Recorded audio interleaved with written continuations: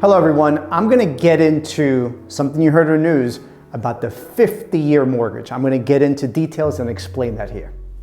So everybody's familiar with a 30-year mortgage. Now, if you were to start today, essentially, hypothetically, means that you would pay it off in 30 years. A 50-year mortgage essentially is you start off today, you would pay it off in 50 years. And the way mortgages work, it's something called amortization. Amortization is just pretty much you lump an interest rate, you lump a term, a 50-year term, and then you come up with a payment. This is being done because if you think about it, if you stretch it out for a lot longer, that payment will actually be lower. And this in turn is to increase the buyer pool. So if there were 10 people in the market that can afford homes at a certain price with a 30-year mortgage, now 5 more can enter. So now you have a total of 15 buyers because now they can afford a little bit more. Now this is going to increase demand. So let's go over this example.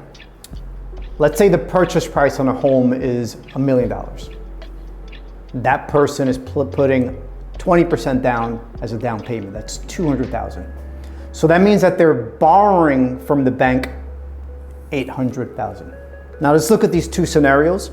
If that person is taking a 30-year mortgage, their payment comes down to $4,800. I'm not including taxes and insurance.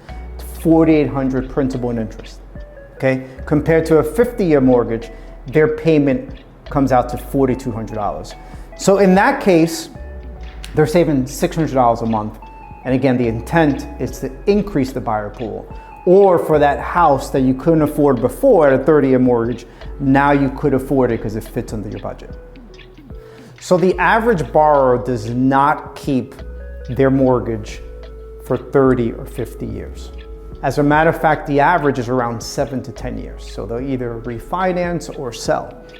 After 10 years in this scenario, would be approximately $670,000 compared to, in this scenario, $750,000.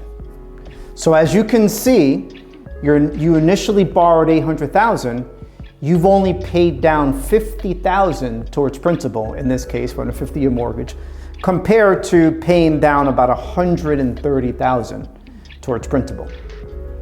The way this works is something called amortization. I'm not going to get into the details of that right now, but essentially the way a mortgage works is that the first 15 years, you're paying more interest as a percentage of your payment compared to the last 15 years where you're paying more towards your principal, meaning that you're accelerating paying off your mortgage the last 15 years, or in this case, the last 20 years of your mortgage.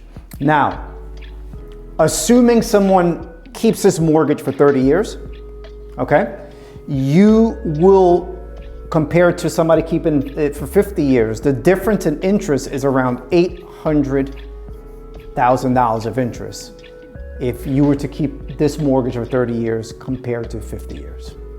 Now I'm going to explain the pros and the cons of a 50-year mortgage. Now the pros are that you get a lower payment. Okay. Now the cons are that you saw the numbers, the interest that you're going to be paying is a lot more. So that means that the principal balance is going to be decreased by a lot less. Now the risk is, let's say you get a 50-year mortgage, and let's say you decide to sell in 5 years, but the market has actually started going down. There could be a possibility where you owe more than what the house is worth. Therefore, that's something called you're underwater and you're going to be stuck in the home. That's the risk.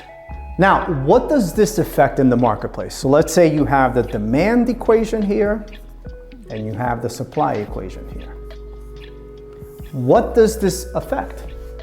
It affects the demand equation because now more people can enter the market. Now, what have we had a problem with throughout the years is a supply issue, meaning that the number of houses have been decreasing. And if you have the same number of buyers going after the same number of houses, it's going to put pricing pressure, which should increase the price. Okay, so this is a demand solution, not a supply solution. A lot of folks in the marketplace feel that something should be done in regards to fixing this supply issue so that there's more houses available in the market.